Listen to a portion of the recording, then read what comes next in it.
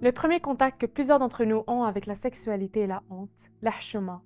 La honte de ressentir du désir et la honte de s'adonner au plaisir, et plusieurs confondent la hshuma et le haram, alors que ces deux concepts, un peu en interaction, mais complètement différents.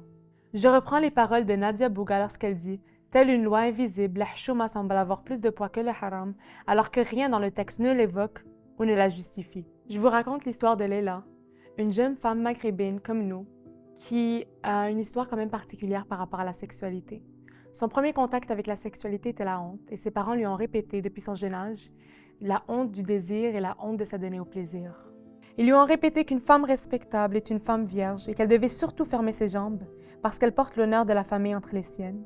Maintenant adulte, elle rencontre un homme dont elle tombe amoureuse et, suivant les traditions, ils décident de se marier et voilà le jour tant attendu, leur nuit de noces. Alors qu'elle s'apprête à passer à l'acte, elle n'y arrive pas parce qu'elle réalise rapidement que la voix de ses parents est devenue la sienne et elle n'arrive pas à ouvrir ses jambes parce que son sexe a été verrouillé par le discours qui lui a été répété depuis son jeune âge. Plusieurs croient que le simple fait de parler de sexualité ou de lire un texte rédigé dans une autre intention que punitive est aux yeux de la morale la consommation d'un interdit. Et ça pousse tellement de personnes à refouler ou réprimer des désirs sexuels qui peuvent à long terme mener à des conséquences psychologiques beaucoup plus graves à long terme.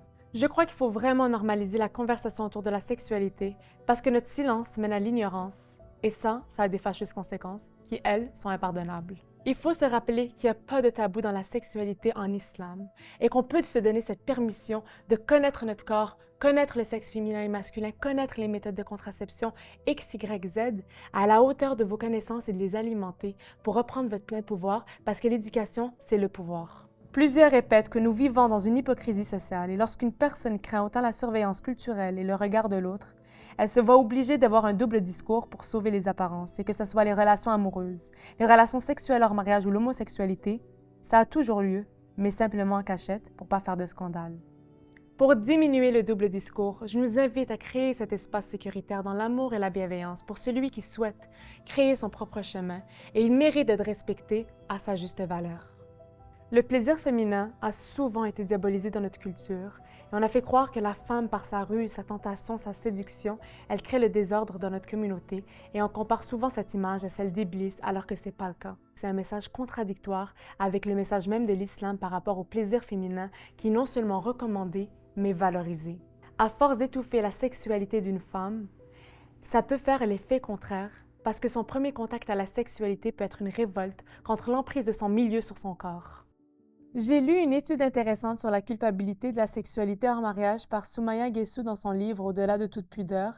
Et dans son livre, dans cette étude, les filles qui ont eu des relations sexuelles hors mariage ont souvent l'image de leurs parents qui les déshonorent. Et la religion vient en second lieu dans ce conflit qui les agite. Le sentiment de transgression d'une convention sociale suivi de l'éventuelle culpabilité envers le futur époux.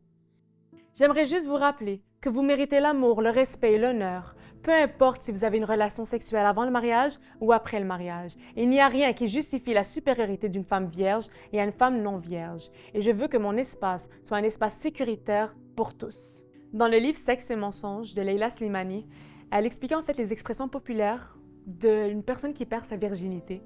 Et ça se présente comme étant abîmé, cassé ou gâché. Et il faut qu'on cesse d'utiliser ces mots parce que ça renforce la stigmatisation et la marginalisation des femmes divorcées et des femmes qui ont eu des relations sexuelles hors mariage. Parfois, j'entends des femmes parler de leur sexualité, mais en fait, je les entends pas. J'entends leurs parents qui parlent à travers eux et telle une mélodie, ce conditionnement fait de leur sexualité une chanson mélancolique. Pour les parents qui m'écoutent, je vous aime et je vous valide dans vos blessures. Mais je pense qu'il est temps pour nous de se questionner sur notre rapport à la sexualité pour ne pas léguer inconsciemment un trauma à la future génération.